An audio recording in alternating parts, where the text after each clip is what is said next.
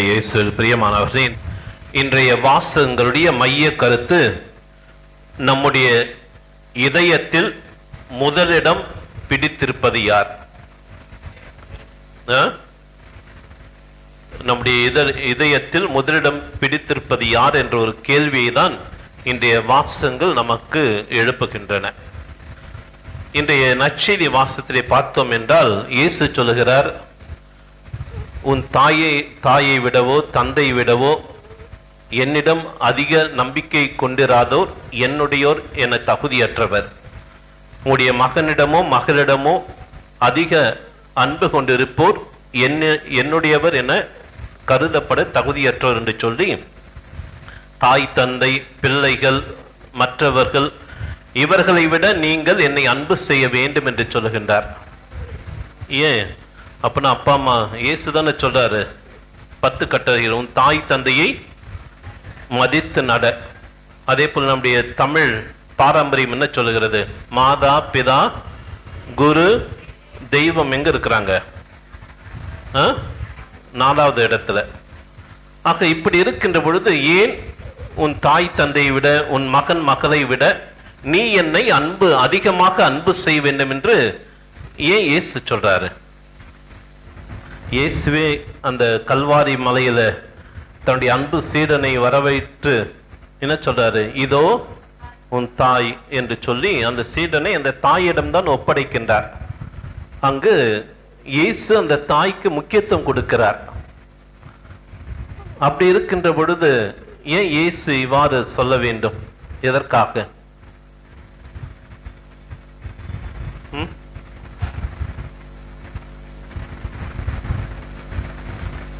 ஏதோ பைபிள் சொல்லுது, நாங்க செய்யறோம். ஆனா எதற்காக, ஏன், அதற்கான பதில் இல்லை.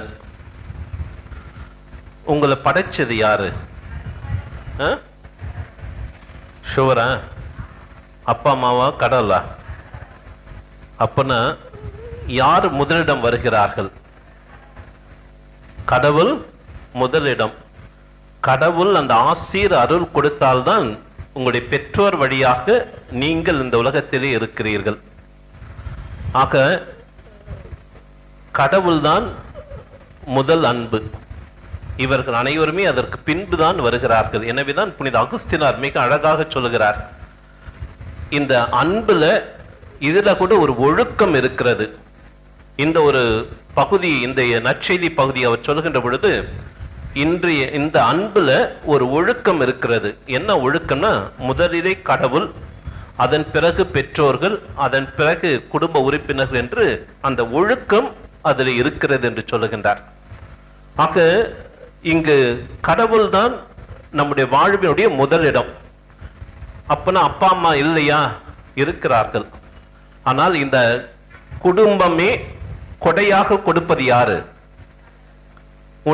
உங்களுக்கு அப்பா அம்மா கொடையாக கொடுப்பது யாரு? கடவுள். எல்லாமே கடவுள் கொடுக்கின்ற பொழுது, நான் அன்பு செய்யறத மட்டும் எனக்கு பிடிச்சவங்க நான் இங்க அன்பு செய்யறேன்னு எப்படி? அது சரியா? சரியா? நாம் என்ன செய்யறோம்னா இதுதான் செய்யறோம். இன்னைக்கு உலக வாழ்க்கையில கூட யாராவது உதவி செஞ்சாங்கன்னா அதை மறந்துடும். ஆனா உதவியை பெற்றுக்கொண்டு நாம் எதை விரும்புகிறோமோ அதை தான் நாம் செய்கின்றோம். அது குடும்பத்திலும் சரி, அப்பா அம்மா அவ்வளவு தூரம் கடினப்பட்டு வளர்த்திருப்பார்கள், அனைத்தையும் செய்திருப்பார்கள். ஆனா கடைசியில் அந்த அப்பா அம்மாவை நம்ம கவனிக்க மாட்டோம். நமக்கு அறிமுகமில்லாத தெரியாதவர்களுக்கு முன்னுரிமை முக்கியத்துவம் கொடுத்து அவர்களை நாம் அதிகமான அளவில் அக்கறை கொண்டு பார்ப்போம். ஆக இறைவன் இன்றைய நற்செய்தி அவர் சொல்லுகின்ற பொழுது, எல்லாவற்றையும் விட என்னை நீ அன்பு செய்ய வேண்டும் என்று சொல்வதற்கான காரணம், நாம் ஒவ்வொருவருமே அவருடைய படைப்புகள். நாம் பெற்றிருக்கின்ற அந்த குடும்பம், நாம் பெற்றிருக்கின்ற தாய் தந்தை, நாம் பெற்றிருக்கின்ற சகோதர சகோதரிகள், நாம் பெற்றிருக்கின்ற உறவுகள், நாம் பெற்றிருக்கின்ற செல்வம் அனைத்துமே என்னது?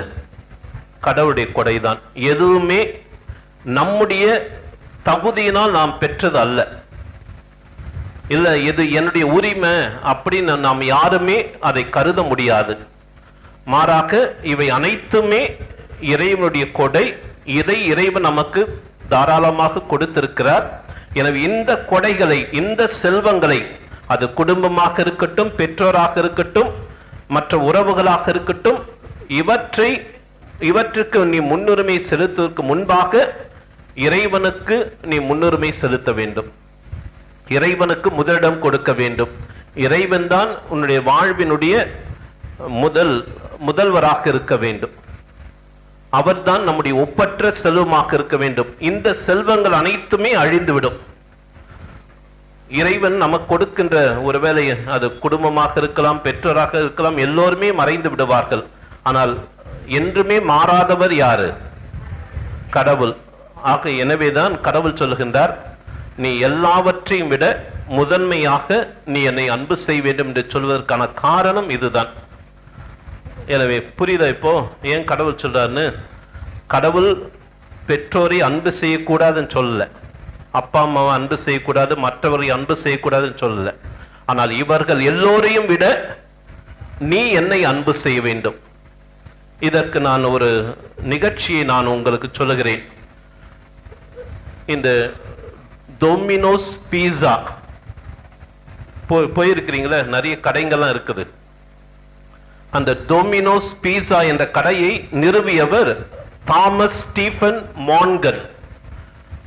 தாமஸ் ஸ்டீஃபன் மான்கன் தான் இந்த டொமினோஸ் பீஸா என்ற கடையை, அந்த உணவு கடையை நிறுவுகின்றார். இவர் 1937 இவர் பிறக்கிறார். பிறந்து 4 வயதிலே தன்னுடைய தந்தை அவர் இழந்து விடுகிறார். பிறகு இவர் அருட்சகோதரிகள் நடத்துகின்ற அனாதை பிள்ளைகளுடைய அந்த ஆசிரமத்தில், அந்த விடுதியிலே தங்கி இவர் தன்னுடைய கல்வி வாழ்க்கையை ஆரம்பிக்கிறார். ஆனால் அந்த அருட்சகோதரிகள் அங்கு இருக்கின்ற பொழுது இவர்களுக்கு ஒழுக்கம், ஜபம், இறை நம்பிக்கை மிக ஆழமாக விதைக்கிறார்கள். எனவே அங்கே இவர் தங்கி தன்னுடைய கல்வி வாழ்க்கையை முடிக்கிறார். பிறகு அதே அருட்சகோதரிகளுடைய துணையோடு இவர் சிறிது கடன் வாங்கி அவர் பீஸா கடையை அங்கு வாடகையாக பெற்றுக் கொள்கிறார். அந்த கடையை வாடகையாக பெற்றுக்கொண்டு இவர் தன்னுடைய தொழிலை ஆரம்பிக்கிறார். அந்த தொழிலை ஆரம்பித்த பிறகு இவர் தன்னுடைய வாழ்க்கையிலே இவரே எதிர்பாராத அந்த வளர்ச்சி, அபார வளர்ச்சி, பொருளாதாரத்திலே அவர் கோடி கணக்கிலே, மிக குறுகிய காலத்திலே கோடி கணக்கிலே இவர் சம்பாதிக்கிறார். உலகமெங்கும் தன்னுடைய உணவு நிறுவனங்களை, கடைகளை அவர் அமைக்கிறார் உலக அளவிலே. எனவே இவர் இந்த வசதிகள், இந்த ஆடம்பரம் வந்த பிறகு விலை உயர்ந்த கார்கள், அங்கு மாட மாளிகைகள், அதே போன்று பலவிதமான செல்வங்களை அவர் அங்கு பெற்றுக்கொள்கிறார். இவை அனைத்தும் பெற்றுக்கொண்ட பிறகு இவர் ஒரு நல்ல நிலையில இருக்கிறார். அப்பொழுது எல்லோரும் இவரை பார்த்து சொல்லுகிறார்கள், இனி இவருடைய வாழ்விலே எதுவுமே குறையில்லை, இவருடைய வாழ்விலே இவர் அனைத்தையும் இவர் நிறைவாக பெற்றிருக்கிறார் என்று மற்ற அனைவருமே இவரை பார்த்து சொல்லுகிறார்கள். ஆனால் இவர் மட்டும் தனக்குள்ளாக இவர் சொல்லிக் கூறுகிறார், இதோ என்னுடைய வாழ்க்கையில் அனைத்து செல்வங்களும் இருக்கின்றன, ஆனால் என்னுடைய உள்ளத்திலே என்றுமே ஒரு விதமான வெறுமை இருந்து கொண்டேதான் இருக்கிறது.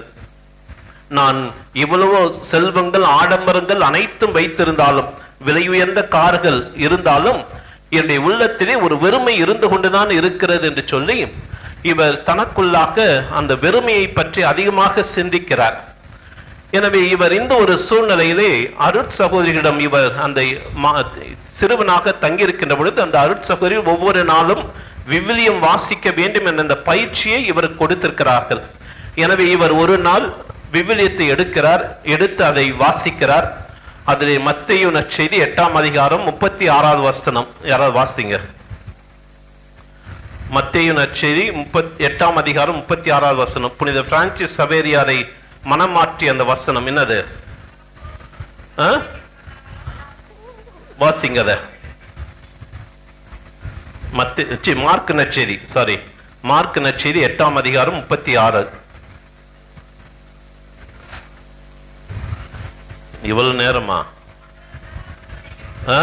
ஒருவன் உலகம் அனைத்தையும் தமதாக்கி கொண்டாலும் தனது ஆன்மாவை இழப்பாரெனில் அதனால் வரும் பயன் என்ன?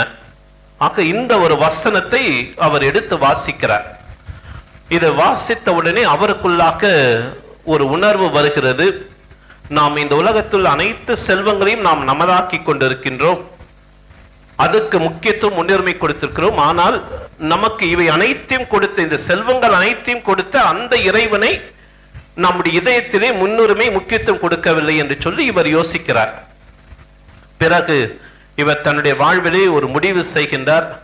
தான் சம்பாதித்த அனைத்தையுமே 1992 ஆண்டு தான் சம்பாதித்த அதிலே பாதியை அவர் விற்று விடுகின்றார். அந்த விற்ற பணத்தை கொண்டு அவர் நற்செய்தி அறிவிப்பதற்கும் ஏழை எளியவருக்கு பணிகளை செய்வதற்குமான அந்த பணத்தை அவர் செலவு செய்கிறார்.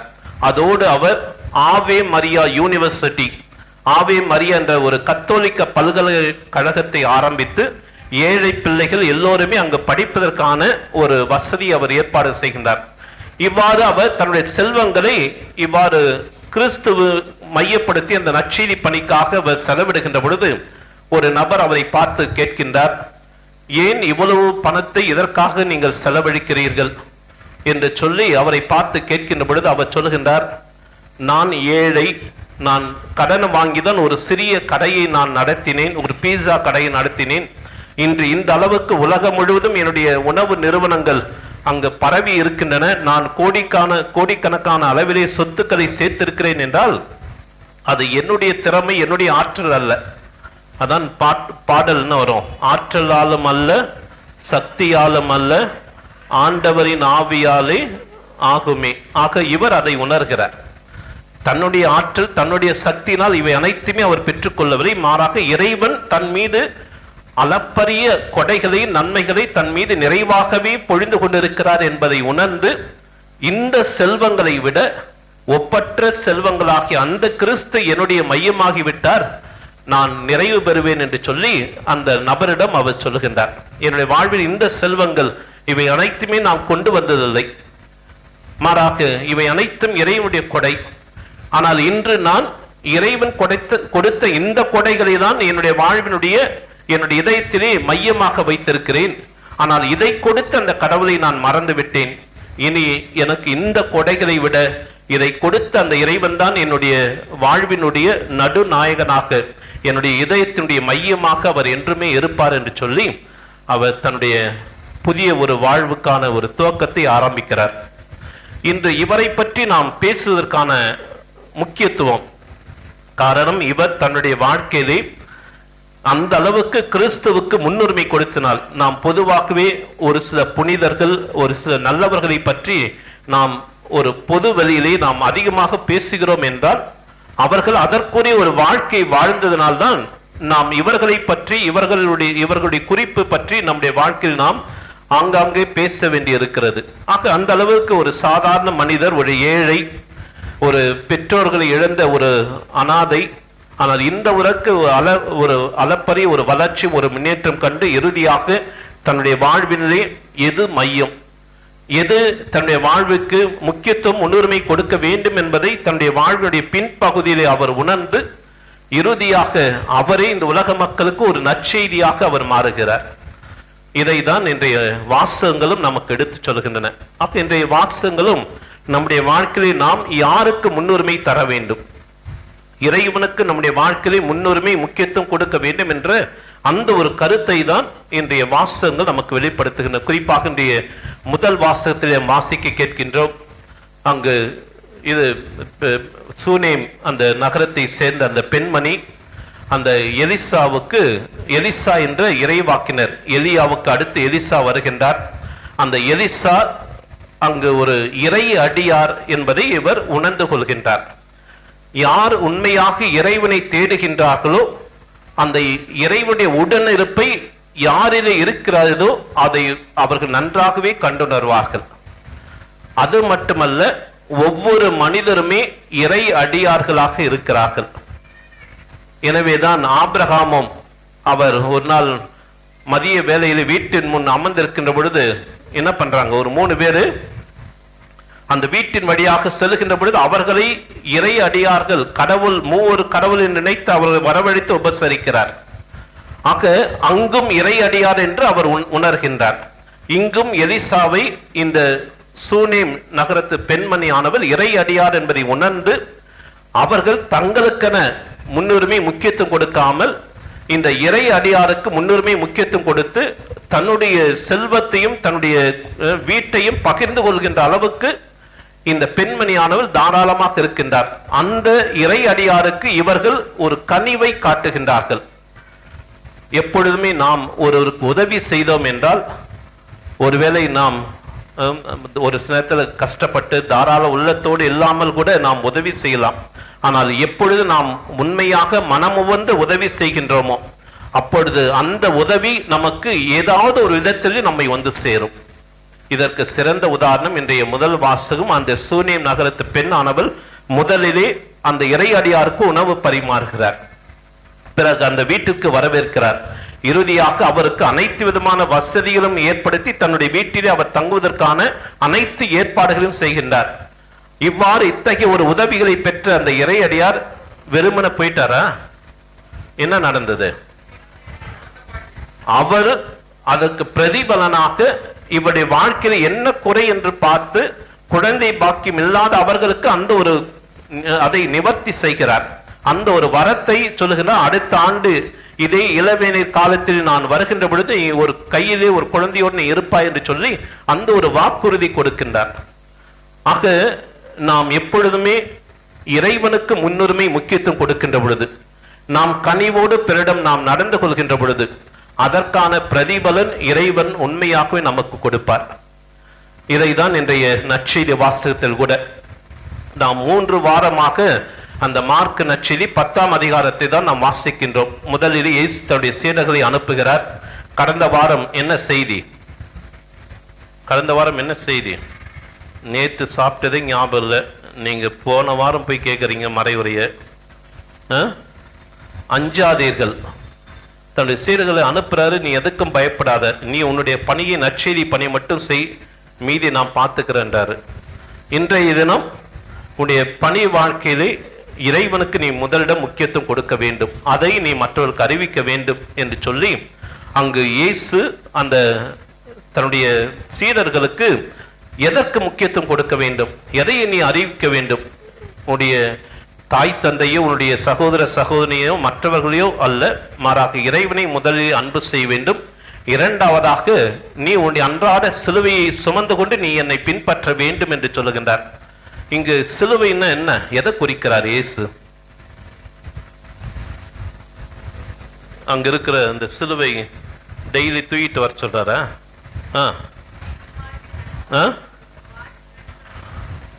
இங்கு சிலுவை என்பது ஏதோ மரத்துண்டு அல்ல, அதே போல வெறும் துன்பம் மட்டுமல்ல. இதை நன்றாக புரிந்து கொள்ள வேண்டும். நீங்கள் சிலுவையை சுமந்து ஒவ்வொரு நாளும் என்னை பின்பற்ற வேண்டும் என்றால் அங்கு சிலுவை இங்கு கிறிஸ்துவை முன்னிறுத்துகிறது. நீ கிறிஸ்துவை ஏற்றுக்கொண்டு நீ ஒவ்வொரு நாளும் பயணிப்பதால் நீ பல்வேறு சவால்களை, பல்வேறு கஷ்டங்களை, பிரச்சனைகளை நீ சந்திக்கணும். புரியுதா? அங்கு சிலுவைன்னு என்னுடைய வாழ்வில் வர துன்பங்கள் மட்டும், வேதனைகள், நோய் நொடிகள் சாதாரணமா வர்றது, இது சிலுவைன்னு சொல்லல. அந்த கிறிஸ்துவை ஏற்றுக்கொள்வதனால், நீ கிறிஸ்துவை பின்பற்றுவதனால் அதனால் வருகின்ற சிலுவைகள், அதனால் வருகின்ற பிரச்சனைகள், இவற்றை நீ ஏற்று ஒவ்வொரு நாளும் என்னை பின்பற்ற வேண்டும். அதுதான் சவால்.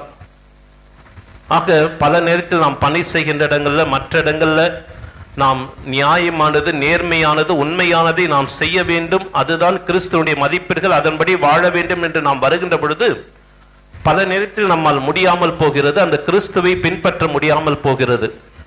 எனவேதான் இயேசு சொல்கிற, உன்னுடைய அன்றாட வாழ்க்கையில நீ ஒவ்வொரு நாளும் உன்னுடைய சிலுவையை நீ சுமந்து கொண்டு அந்த கிறிஸ்துவை, கிறிஸ்துவனுடைய அந்த இது மதிப்பீடுகளை, கிறிஸ்துவனுடைய வாழ்க்கை முறையை நீ சுமந்து செல்ல வேண்டும். அதனால் வருகின்ற கஷ்டங்கள், துன்பங்கள், பிரச்சனைகள் அனைத்தையும் நீ ஏற்றுக்கொள்வதற்கு நீ தயாராக இருக்க வேண்டும். எப்பொழுது நீ இதற்கு தயாராக இருக்கின்றையோ அப்போதான் நீ என்னுடைய சீடனாக இருக்க முடியும். மிக தெளிவாக சொல்லுகின்றார் அந்த சீடர்களுக்கு, என்னுடைய சீடனாக இருக்க வேண்டும் என்றால் இதுதான் தகுதி. முதலிலே என்னை நீ அன்பு செய்ய வேண்டும். இரண்டாவதாக நீ என்னுடைய சிலுவையை சுமந்து கொண்டு அன்றாடம் பயணிக்க வேண்டும். மூன்றாவதாக கடைசியில் சொல்றாரு, ஒரு இறைவாக்கினர், அவர் இறைவாக்கினர் என்று நீ ஏற்றுக்கொள்வதால் அதற்குரிய ஒரு பலனை பெறுவாய். நேர்மையாளர் ஒருவர் நேர்மையாளர் என்று நீ ஏற்றுக்கொள்வதால் அதற்குரிய ஒரு பலனை பெறுவாய். சின்னஞ்சிறுவிலாக இவர்களுக்கு ஒரு குளிர்ந்த தண்ணீர் கொடுக்கின்ற பொழுது நீங்கள் அதற்குரிய பலனை பெறுவீர்கள் என்று சொல்லுகின்றார். இங்க என்ன சொல்றாருன்னா, நீ எப்பொழுது பிறரிடம் கனிவோடு இருக்கிறாயோ, பிறருக்கு உதவி செய்கின்றாயோ, பிறருக்கு நன்மை செய்கின்றாயோ, அப்பொழுது அதற்கான ஒரு பிரதிபலன் உன்னுடைய வாழ்க்கையில் அங்கு நிறைவாக உனக்கு கிடைக்கும். நீ செய்கின்ற அந்த நல்ல செயல்கள், உன்னுடைய தாராள உள்ளம் என்றைக்குமே அங்கு ஆசீர்வதிக்கப்படாமல் போகாது என்பதுதான் இறைவன் தன்னுடைய செயல்களுக்கு வழியாக நமக்கு கொடுக்கின்ற ஒரு உறுதியாக இருக்கிறது. எனவே இன்றைய தினம் நாம் சற்று சிந்தித்து பார்ப்போம். என்னுடைய வாழ்வினுடைய அல்லது என்னுடைய இதயத்திலே யார் முதலிடம் பெற்றிருக்கிறார்கள்? ஒருவேளை இன்றைய இளைஞர்கள் இன்றைய சமூகத்திலே இந்த கேஜெட்ஸ், ஒருவேளை நம்முடைய செல்போன், நம்முடைய டிவிகள் அல்லது கம்ப்யூட்டர், இது போல சமூக ஊடகங்கள் நம்முடைய இதயத்தை இன்று ஆக்கிரமித்திருக்கிறதா? அதற்கு முன்னுரிமை முக்கியத்துவம் கொடுத்திருக்கிறேனா? அல்லது என்னுடைய பணம், என்னுடைய மதிப்பு, என்னுடைய பதவி, என்னுடைய பட்டம், என்னுடைய செல்வங்கள், இதுதான் என்னுடைய வாழ்வினுடைய ஒரு மையமாக இருக்கிறதா? இரண்டாவதாக, நம்முடைய வாழ்க்கையிலே நாம் யாருக்கு அங்கு முன்னுரிமை முக்கியத்துவம் கொடுக்கிறோம்? குறிப்பாக நம்முடைய வாழ்வில் இருக்கின்ற உறவுகள் முதலிலே இந்த பணம், செல்வம் இவையா? அல்லது நம்முடைய வாழ்க்கையில் இருக்கின்ற அந்த மற்ற உறவுகளுக்கு முக்கியத்துவம் கொடுக்கின்றோமா? மூன்றாவதாக, நம்முடைய வாழ்வில் நாம் அங்கு பிறருக்கு நாம் பெற்றிருக்கிற இறைவன் நமக்கு கொடையாக கொடுத்திருக்கின்றார். அந்த கொடையாக கொடுத்திருக்க அந்த செல்வங்களை நாம் எந்த அளவுக்கு பிறரோடு பகிர்ந்து கொள்வதிலே தாராள உள்ளத்தோடு இருக்கின்றோம்? நம்மை படைத்தவருக்கு நாம் முதலிடம் கொடுக்கின்றோமா? நம்மை மீட்டவருக்கு நாம் முதலிடம் கொடுக்கின்றோமா? நம்மை அர்ச்சித்து அபிஷேகம் செய்து தன்னுடைய பிள்ளைகளாக மாற்றிக் கொண்டிருக்கின்ற அந்த இறைவனுக்கு நாம் முன்னுரிமை முக்கியத்துவம் தருகின்றோமா என்று சற்று சிந்தித்து பார்ப்போம். எனவே இன்றைய 2ஆம் மாசம் நமக்கு சொல்லுகிறது, நாம் கிறிஸ்துவோடு இறந்தோமாயில் நாம் கிறிஸ்துவோடு என்ன பண்ணுவோம்? அவரோடு உயிர்ப்போம். அப்படின்னா நீங்கள் புது படைப்பாக மாறுகிறீர்கள். இந்த புது படைப்பு எப்படிப்பட்டது என்றால், அது இறைவனை சார்ந்து வாழக்கூடியதாக இருக்கிறது. ஒவ்வொரு நாம் ஞானஸ்தானம் பெறுகின்ற பொழுது இதுதான் நடைபெறுகிறது. அங்கு நாம் பாவத்திலே நாம் இறக்கின்றோம், அங்கு அருளிலே கிறிஸ்துவோடு நாம் உயிர் தெழுகின்றோம். ஆக இந்த உயிர்ப்பின் மக்களாக இருக்கின்ற பொழுது நாம் எப்பொழுதுமே கிறிஸ்துவுக்கு முன்னுரிமை முக்கியத்துவம் கொடுக்கின்ற பிள்ளைகளாக நாம் என்றும் இருப்போம். எனவே இன்றைய நாம் இறைவனுடைய அருளை வேண்டுவோம். நம்முடைய வாழ்வில் நாம் எல்லாவற்றையும் விட அந்த கிறிஸ்துவுக்கு முன்னுரிமை முக்கியத்துவம் முதலிடம் கொடுத்து வாழ்கின்ற பிள்ளைகளாக என்றும் இருப்பதற்கான அந்த அருளையும் ஆசிரியம் வேண்டி நாம் இந்த திருப்பலியில் மன்றாடுவோம். ஆமென்.